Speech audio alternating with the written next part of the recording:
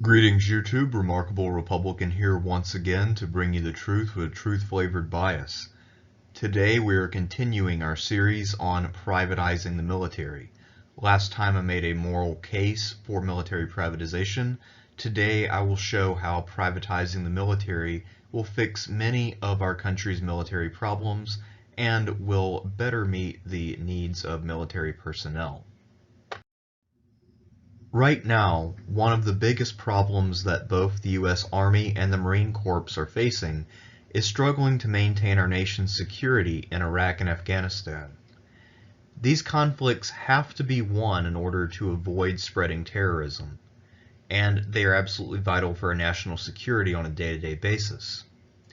There's also the danger that if we fail to be engaged in these places and if we fail to win these wars, that it will be another Vietnam.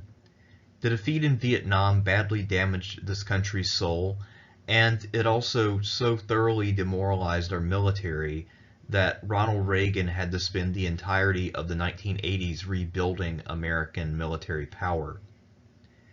If we think back even before that to how we got involved in Vietnam in the first place, that's when the British lost control of Vietnam to the communists. We see that this defeat at the hands of the Vietnamese really helped to badly undermine the British Empire. This really killed the British Empire.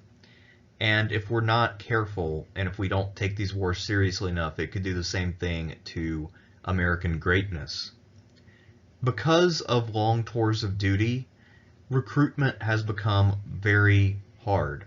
It's hard to find enough men willing to sign up and go to Iraq and Afghanistan. Troops are also getting tired from being there for long periods of time, and these men are being prematurely used up. There's only so much fighting someone can do in their lifetime, probably around 10 total years of combat out of a lifetime span of, let's just say, 18 to 65. And these men are getting used up really quickly, so we need to find a larger pool of manpower. And the solution for that, as we'll see when we get to our next video on how this will all work institutionally, we'll see that this solution of privatization will provide more troops. Another problem that the military faces, and by the military I don't mean the top guys, I mean the troops in the field who do all the actual fighting, one of the major problems that they face is red tape. Troops and ships that are deployed in the field are overburdened by rules of engagement, which are mostly written by politicians and the UN. Most of those regulations are designed to make war more fair for the other side. It requires us to wait and get shot at before we can fight back. This is to make war more even, since the UN's goal is to try to reduce inequality between nations. So the UN really is a problem, but that is a different story. The military also imposes some protocols on itself which really suppress initiative and reduce the combat effectiveness of American soldiers. We need to heavily scale those back. Instead of coddling the enemy, our troops need to be able to get the job done. And one way to really cut through the red tape, the most effective way known to man, is to privatize government bureaucracy. Because if we're being completely honest with ourselves, we know that the military is a government bureaucracy, and that if we privatize it, we will set it free and allow it to be far more effective than it is right now. The United States border is a disaster and a national embarrassment. Our country is left vulnerable when our borders are completely open to anyone who just wants to waltz on in. We're in bad danger of losing our cultural identity if illegal immigration is not dealt with. There's a very good possibility that within 30 or 40 years, our country could be majority Hispanic speaking rather than English speaking. Right now, because of the open borders, terrorists can just filter over our northern and southern borders. And I know what you're thinking. Right now, Donald Trump is building walls. The problem with border walls is that they will not be sufficient because most Mexicans are skilled climbers. Most of them come here and do construction. They're clearly very good with their hands, and they would not have much of a problem figuring out how to get around the walls. So to make up for the problem, we need to have military troops covering certain areas. where walls won't be sufficient. And that will require a lot of manpower, time, and effort, meaning that we will need the military to be as efficient and cost-effective as possible. And again, the best way to make something efficient and cost-effective is to privatize it. So that is another way that privatization will help our military be more effective at defending our country. President Donald J. Trump is doing everything in his power to make sure that China stops trading unfairly with us, and this has caused a trade war. In order to really break China and make sure that they discontinue doing these bad practices and go back to the best practice of free trade, we need to make them hurt. And the way to do that is to blockade foreign ports so that the Chinese can't send their goods there. The Chinese have been flooding other markets with cheap goods to put people out of work, and if we want to prevent them from doing that, one way is to blockade ports near them. The Chinese don't have enough of a navy to fight back, so this would not lead to a shooting war. What this will mean, however, is that our Navy and Coast Guard will need to be a lot more flexible and effective. We will need to really rethink how we go about scheduling ships to go out and where we send them and what they do. We'll need leaders in charge who can understand international trade and economics so that they can direct the trade war and advance American interest. So what a privatized military would do, of course, is to give us leaders from the private sector who can help to set these policies up.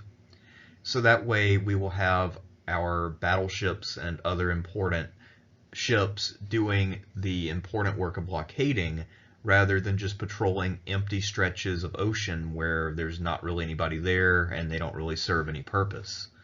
So this will increase efficiency and make sure that America accomplishes its goals.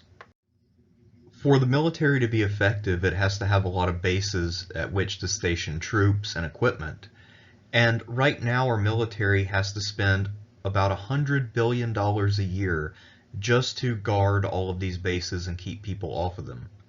That's about 1/7 of the entire military budget. The military is pretty underfunded. It only gets about $700 billion a year, but they only have 600 of those $1 billion to actually do stuff. That's clearly inefficient. And base security does not compare favorably to corporate security in terms of cost or effectiveness.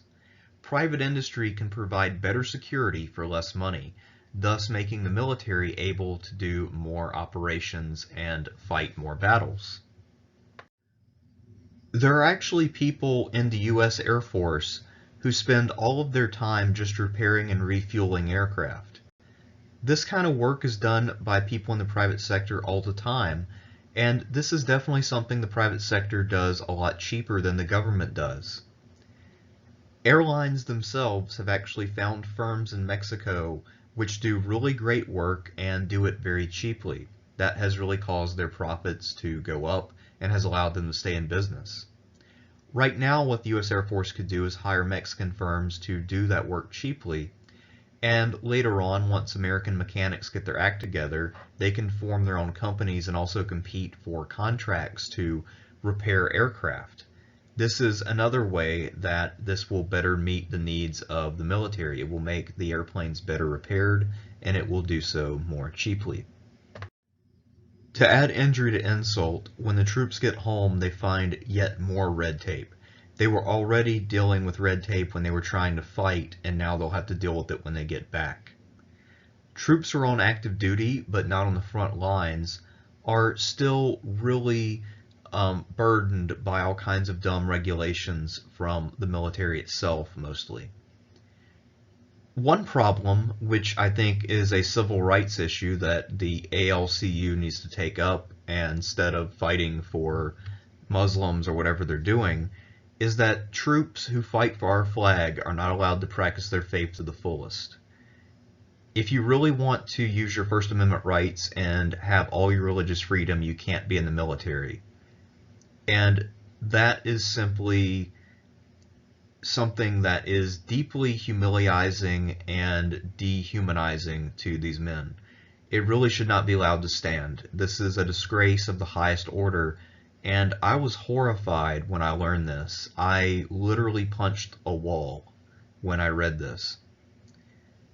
Another thing that's obnoxious is that troops who have proven themselves to be responsible and brave men in battle are not allowed to take their equipment home with them when they come back. If you can trust them in battle to be responsible and make decisions literally under fire, why can't you trust these men to, say, have an M16 at their house and then bring it to work with them rather than having to check it out every morning at the barracks? It seems kind of dumb. Troops are also not allowed to have other jobs or to better themselves through continuing education while they are serving on active duty. And again, that is something that is against their freedom, and it is not good. It really makes them less free than the average person, and that is simply immoral. So these are reasons why this red tape needs to be cut through, and there's only one way to cut through it, and that is through privatizing the military. Another problem that members of the military face that they shouldn't have to is Obamacare. American troops are stuck and required to use socialized medicine, which is low quality. Troops who get badly hurt trying to protect our country deserve a hell of a lot better than that. Right now, our system is rated the best in the world. We give the best quality care that you can get. And people from all across the world come to the US when they have serious healthcare needs, but they never come here for Obamacare. Obamacare also wrecked the VA, so soldiers who retire can then get double penetrated by the VA. This is simply something that we should not allow.